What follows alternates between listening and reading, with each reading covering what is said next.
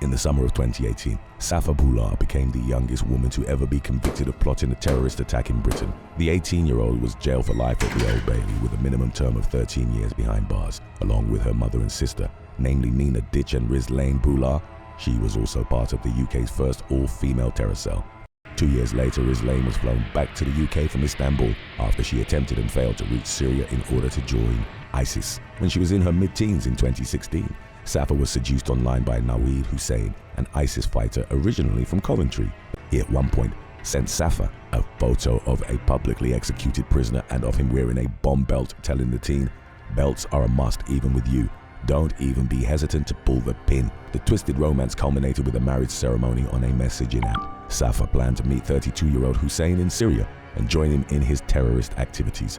Safaa was prevented from traveling to the war zone and the security services confiscated her phone and passport. She was questioned and admitted talking to Hussein but didn't mention the marriage. Since Safaa was no longer able to reach Syria, she and Hussein discussed her carrying out a grenade and gun attack in the UK, with the British Museum as one of the potential targets. He was killed in what was reported but unconfirmed as a targeted US drone strike. Based on information provided by British intelligence, Safaa was given the news that Hussein had become a martyr by an undercover agent who later made contact again, asking for her to reveal what she and Hussein had been planning. In a recorded jailhouse call, they spoke in code under the guise of organizing a friendly gathering, referring to the attack as a tea party and the weapons as cakes. When Rislaine gave Safaa the date, the teen replied, "Mate, you guys are partying without me."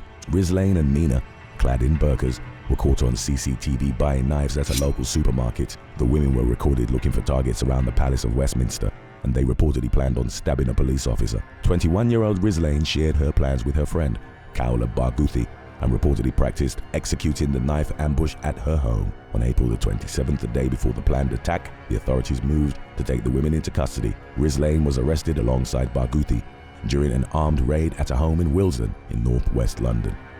Rislaine was dragged into the street to receive first aid while reportedly screaming at law enforcement, "Don't touch me, my body, don't touch my dress." She recovered from her gunshot wounds and faced the legal repercussions of the terrorist plot. Alongside her mother and younger sister, Safaa was determined to have had a leading role in the plot, and she was found guilty of 2 counts of preparing terrorist acts. Judge Mark Dennis QC said, "In my view, there's insufficient evidence to say at this stage that this defendant is a truly transformed individual. Her views were deeply entrenched." Dennis added, "However much she may have been influenced and drawn into extremism, it appeared she knew what she was doing and acted with open eyes." Rislaine pleaded guilty to preparing acts of terrorism and was jailed for life with a minimum of 16 years.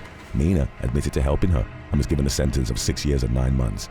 Barghouti was jailed for 2 years and 4 months after she pleaded guilty to failing to alert the authorities.